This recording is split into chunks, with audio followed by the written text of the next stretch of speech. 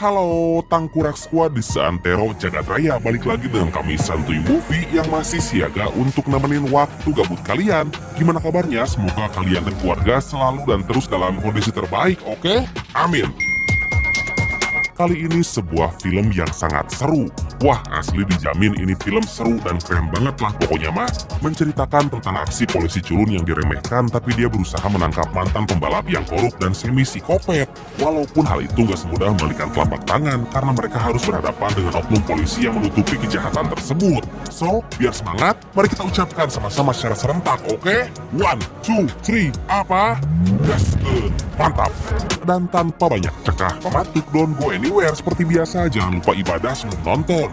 Dan mari kita simak alur cerita dari film Hit and Run Squad.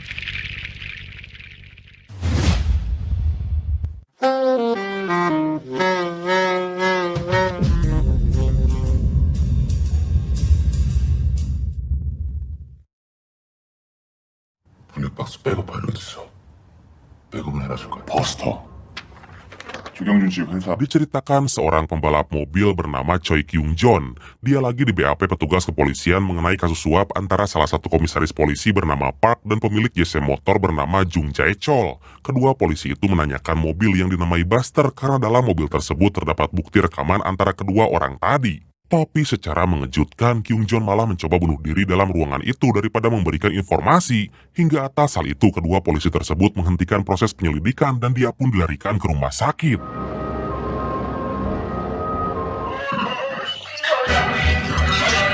Scene kemudian berpindah ke sebuah tempat di mana seorang polisi wanita yang bernama Letnan Eun-si mendapatkan informasi bahwa Kyung Jon melakukan aksi bunuh diri karena proses penyelidikan yang berlebihan dari kedua polisi tersebut. Dan dengan informasi itu, Eun-si akhirnya segera pergi menuju kantor dengan menggunakan mobil kekasihnya yang bernama Gi Tae-ho. 뭐 하세요? 죄송한데 부팀장님 노트. Diketahui Eun-si berpangkat sebagai wakil kapten dalam divisi investigasi yang mengungkap tentang korupsi atau pencucian uang. Dia dan timnya ditugaskan untuk menguak bukti yang terdapat dalam mobil itu. Dan kedua polisi tadi adalah anak buahnya yang membantu Eun-si mengumpulkan barang bukti. 날 밤새고 잠깐 눈 붙일 사이에 터뜨리네. 시간 정해서 뭐 사고 메이드 하고. Singkatnya, dia pun dipanggil oleh seorang perwira polisi yang bernama Kyung So untuk mempertanggungjawabkan kasus yang lagi dihadapinya saat ini. Tapi tiba-tiba datanglah komisaris Park mencabut pangkat Kyung So karena nggak bisa menyelesaikan kasus. Dan atas hal itu divisi yang mereka bentuk akhirnya dibubarkan secara paksa oleh komisaris Park.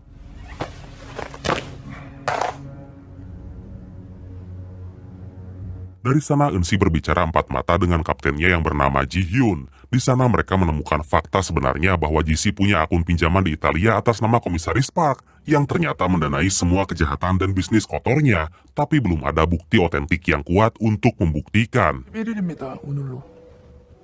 이게 회부였으면 강등 갔을지도 몰라.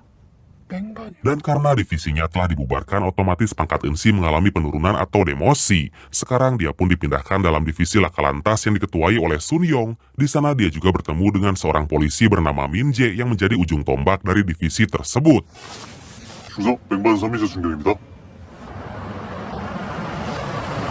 Tugas pertama dari Eun-si adalah ikut bersama Min Jae mengungkap kecelakaan yang terjadi di sebuah perempatan Jangchon, yang di sana terdapat 2 unit mobil rusak berat dan salah satu korbannya meninggal dunia. Min Jae pun langsung menggunakan kemampuannya dalam menginvestigasi untuk mengungkap pelaku dari tabrak lari itu.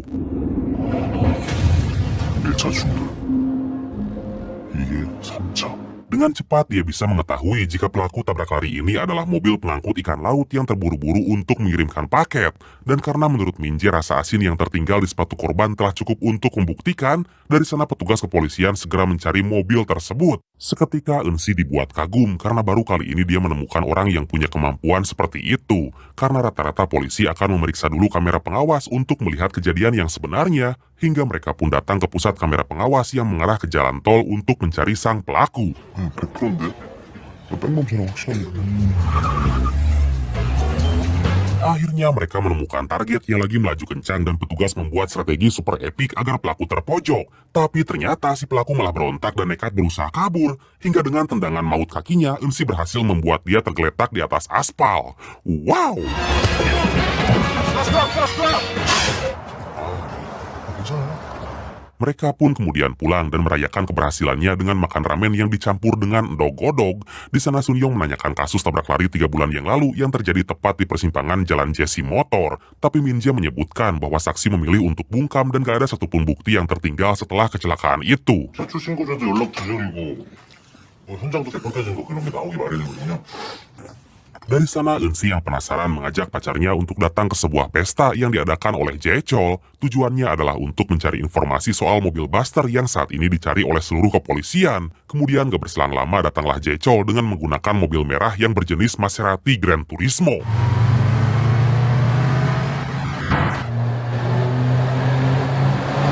Jae-chol menyapa mereka dan langsung menanyakan maksud dari kedatangannya. Dengan sigap Taeho memasukkan alat penyadap agar mereka bisa mendengarkan segala percakapannya dan berharap bisa mendapatkan informasi.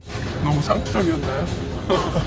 좀 그랬어요. 여기 또 검찰도 많네요. Diketahui ternyata dalam pesta itu ada sebuah ruangan khusus yang lagi mengadakan sebuah rapat.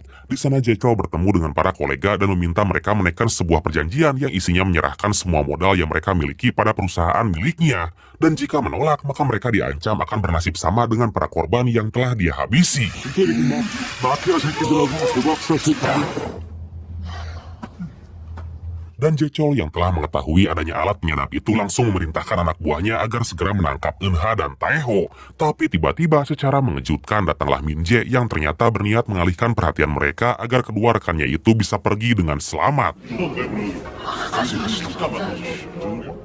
내 번호 알아요? 아니 회사 Min Jae menanyakan soal kecelakaan yang terjadi 3 bulan yang lalu di dekat kantor Jesse.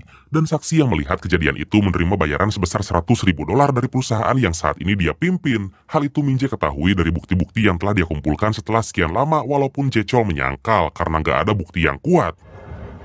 보이는 게 진실이고 Mereka bertiga akhirnya pulang bersama dengan menumpang mobil Taeho, tapi ternyata Min Jae punya petunjuk baru dari kaca mobil sebelah kiri yang dipakai oleh Jae-chol. Dan untuk membuktikan hal tersebut, Min Jae membawa mereka ke sebuah bengkel tempat ayahnya bekerja. apa? 번호 보이지? Diketahui ternyata Min Jae mempunyai ayah bernama Jung Jae yang berprofesi sebagai mekanik handal di tempat itu.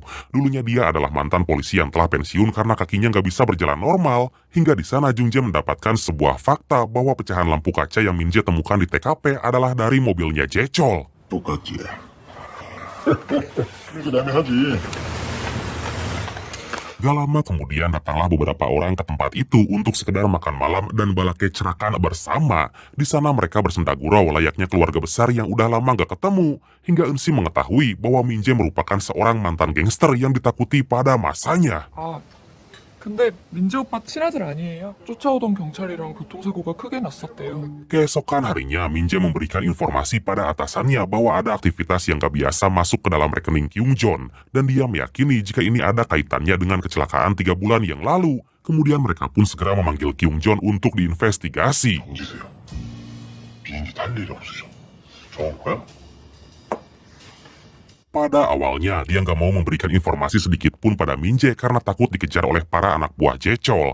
Tapi setelah Min Jae menceritakan masa lalunya saat menjadi gangster, dia pun mau menceritakan kejadian yang sebenarnya. Kyung Jon menceritakan bahwa Komisaris Park bekerja sama dengan Jae-chol untuk menjalankan bisnis haram, dan dia terpaksa bungkam dengan masalah itu untuk menghindari masalah dengan Jae-chol karena diketahui dia terkadang seperti psikopat yang dengan keji bisa membunuh siapapun. 경찰총장이 트랙에 왔었어요. 우는 소리밖에 안 들린대요. Di sana, Kyung Jon juga menguatkan teori Min Jae terkait kecelakaan 3 bulan lalu yang faktanya hal itu dilakukan untuk memuaskan hasratnya memacu mobil balap, Edun. Walaupun dengan perbuatannya itu, banyak orang yang mati mengenaskan dan jasadnya nggak pernah ditemukan sampai saat ini.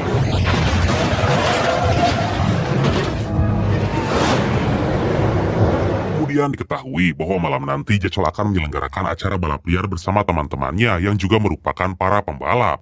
Dan dari sana Eunsi punya ide untuk menyusup ke dalam balapan itu dengan bantuan Taeho. 왔어? 1억 원 이게 전부. 6분 만에 오인 신고를 뒤집혔거든. Mereka berdua pun membagi tugasnya masing-masing agar mengelabui para petugas. Eunsi bertugas untuk berbaur dengan orang-orang, dan Taeho masuk ke lintasan menggunakan mobil balapnya untuk berduel dengan Jae-chol. Wow!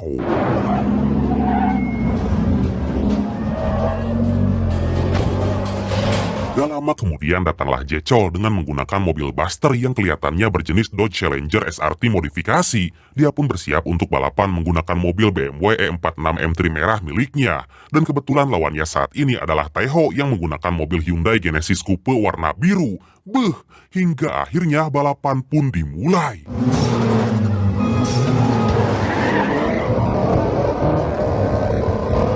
Ternyata Jecol menggunakan cara licik dengan menabrak pintu samping mobil Taeho agar dia berhenti. Itu dilakukan karena Jecol gak ingin disaingi oleh siapapun dan akan melakukan segala cara untuk memenangkan balapan. Hingga saat mereka memasuki sebuah terowongan, secara tiba-tiba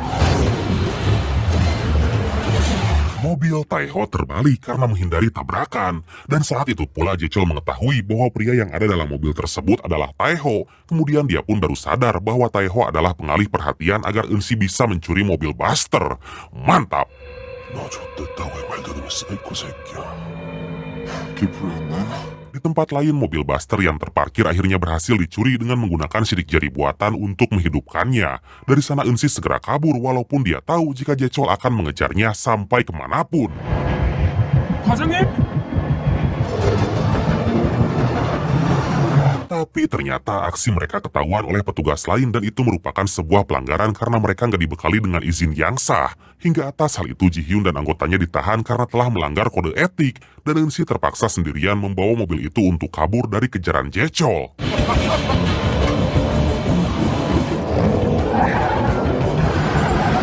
Aksi kejar-kejaran pun terjadi dan jarak antara mobil mereka kurang lebih 100 meter hingga membuat Jecol merasa kewalahan. Tapi saat mereka memasuki jalan yang sempit, secara mengejutkan,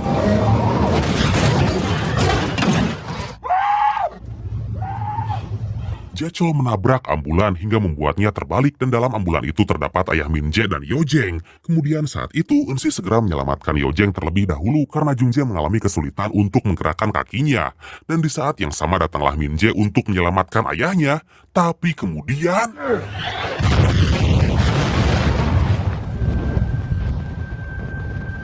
mobil ambulan itu meledak dan Jung-jae mati dengan mengenaskan. Atas hal itu, jiwa gangster Min-jae kembali datang dan segera membalaskan dendam dengan menghajar Jecol dan semua anak buahnya. Tapi datanglah Eunsi yang mencegah pembunuhan itu agar Min-jae gak masuk ke dalam penjara hingga dia pun menyetujuinya dan bersumpah untuk menghancurkan kehidupan Jecol suatu hari nanti. Singkat cerita, Ji Hyun dan Eunsi didakwa oleh komite disiplin karena telah melanggar kode etik dan bergerak semaunya tanpa ada surat perintah. Mereka pun dipanggil agar memberikan kesaksian terkait kasus Komisaris Park dan Jecol. Hal itu mereka lakukan atas aksi Eunsi yang telah berhasil membawa rekaman video yang terdapat dalam mobil Buster. 거기 절차 중범의 징계위원회를 시작해. 하면 또는 강등이 마땅합니다만 사안이 Sementara itu, Taeho mendapat kabar bahwa Jecol akan pergi ke Amerika dengan alasan berobat, seakan dia berniat untuk kabur dari jeratan hukum yang saat ini lagi mengincarnya. 나도 나름 뭐가지 걸고 산 것이 다양한데 어떻게 결과가 이거밖에. 최근에 윤 과장이 폐기한 내사과 데이터인데. Ternyata diketahui Ji Hyun merupakan komplotan penjahat yang bersembunyi di balik pangkat dan jabatannya sebagai polisi. Dan hal itu dilakukan untuk menjatuhkan beberapa temannya agar dia bisa naik pangkat menjadi komisaris. Hingga dari sini kita bisa menyimpulkan bahwa semua kejadian yang telah terjadi adalah sebagian dari rencananya. 출두 앞두던 자책은 너무 멀쩡하시네. 약속 지키라고. Eunsi juga mendapatkan bukti baru dari harddisk yang diberikan oleh Taeho tempo hari. Dalam harddisk itu terdapat fakta sebenarnya yang berupa rekaman kamera pengawas yang sengaja dihapus untuk menghilangkan jejak kejahatan dari Jecol. Dan ternyata orang yang menghapus rekaman itu adalah Ji Hyun. 12월 24일 02시 08분 정재철 어디로 튈지 모르는 놈이야. Merasa geram dengan semua yang dialaminya, Eunsi akhirnya mencari Min-jae yang saat itu terdiam di tepi sungai. Menurut instingnya, korban terakhir yang dibunuh oleh Jecol ditenggelamkan di dasar sungai ini, tapi dia nggak bisa membuktikan tanpa bantuan kepolisian untuk mengirimkan alat berat agar mobil dan jasad korban itu diangkat dari dasar sungai. 정재철 잡으려고 너랑 같이. 야 우리 정재철 잡자. Atas hal itu, Eunsi bertekad untuk menyelesaikan semua masalah ini meskipun nyawa taruhannya. Dia juga berjanji untuk menjebloskan Jecol ke dalam penjara agar dia nggak bisa semena-mena dan berbuat seenaknya. 비밀해야 될 증거가 더 남았나?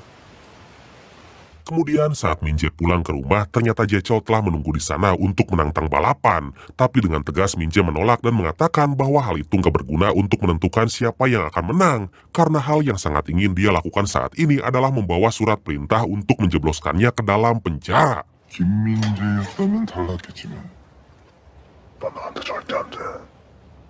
Singkat cerita, keesokan paginya Jecol pergi ke bandara dengan dikawal oleh kepolisian. Tapi sebelum berangkat, dia meminta agar singgah dulu ke sirkuit miliknya karena ada suatu hal yang belum dia selesaikan. 나 들릴 테는데 이거 빠가 나면 나도 깜빵 가야 돼 알지? Dari sana Minje dan Eunsi langsung bergerak untuk melakukan rencananya menangkap Jecol dengan bantuan Taeho. Dan di tempat lain dia juga telah menyuruh anak buahnya untuk mencari korban yang ditenggelamkan di dasar sungai dengan bantuan alat berat. 정재철 영장 신청하겠습니다. Mereka pun telah sampai di sirkuit dan menjalankan strategi untuk menangkap Jecol. Tapi ternyata dia kabur menggunakan mobil Buster dan mengajak Minje balapan di jalan raya. Atas hal itu Minje mengajak Eunsi untuk mengejar Jecol.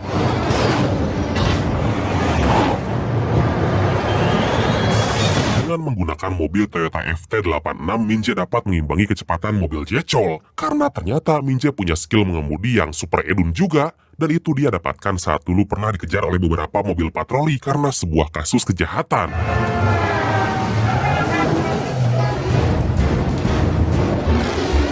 Merasa terpojok, Jecol menggunakan cara licik agar Minje nggak bisa mengejar dengan menabrakkan mobilnya ke pengguna jalan lain, hingga Minje berhenti dan menyuruh Eunsi menghubungi Sun Yong untuk segera melacak Jecol.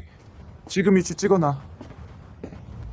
제가 더하면 Dan karena Sun Yong merupakan komandan dalam divisi itu, maka dia punya wewenang untuk menyuruh siapa aja yang ada di sana. Dia pun minta pada semua jajaran untuk bekerja sama dengannya agar bisa mengungkap kejahatan dari Jecol. 대답 안 해?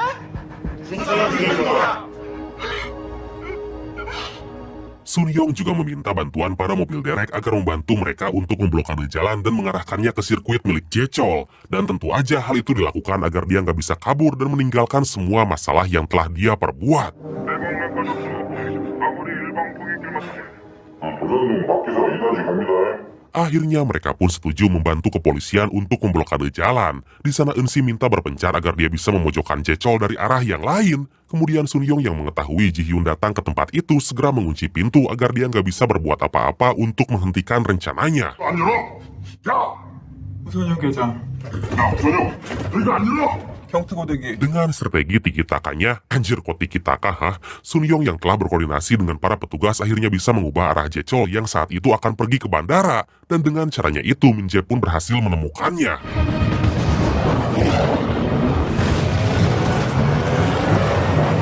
Sementara itu Eunsi yang bersiap di ujung terowongan membidik ban mobil Jecol dan bertujuan agar ban mobil tersebut meledak. Tapi ternyata usahanya gagal dan dia pun terpaksa membiarkan Jecol untuk kabur lagi.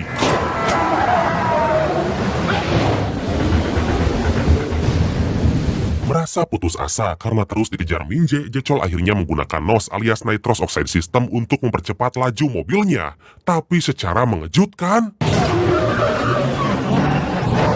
ban yang tadi Eunsi bidik akhirnya meledak hingga mobil tersebut tergelincir. Dengan kesempatan itu, Minje segera menyeret mobil itu agar dia nggak bisa berbuat apa-apa dan kabur.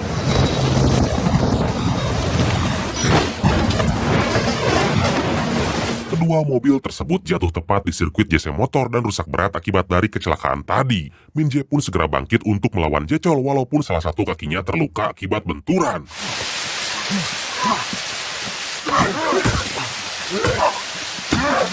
Saat perkelahian berlangsung, tiba-tiba telepon berdering dari Taeho yang mengatakan bahwa Kim Jon tiba-tiba mengaku bahwa dia adalah pelaku dari tabrak lari yang terjadi 3 bulan yang lalu. Dari sini kita bisa menyimpulkan bahwa itu adalah taktik Jecol agar Eunsi dan kawan-kawannya nggak bisa mencari bukti. Dan penderekan mobil tersebut dari sungai akhirnya dihentikan karena kejadian ini.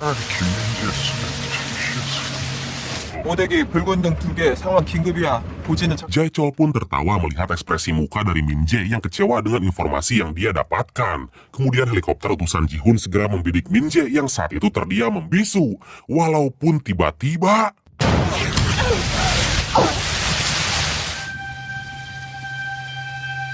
Minje berhasil diselamatkan oleh Eunsi dari maut yang saat itu akan merenggut nyawanya. Dari sana dia pun segera bangkit dan mengejar Jecol untuk membunuhnya walaupun Eunsi melarang hal tersebut.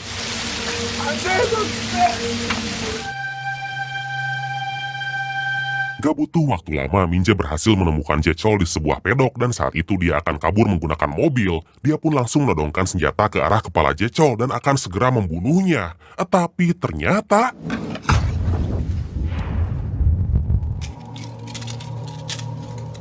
Ternyata rencana Minje berhasil, yaitu membuat Jecol menjadi tersangka utama dengan bukti bahwa dia akan menabrak dan membunuh polisi yang lagi bertugas. Hingga atas hal itu Jecol pun segera ditangkap. Mantap!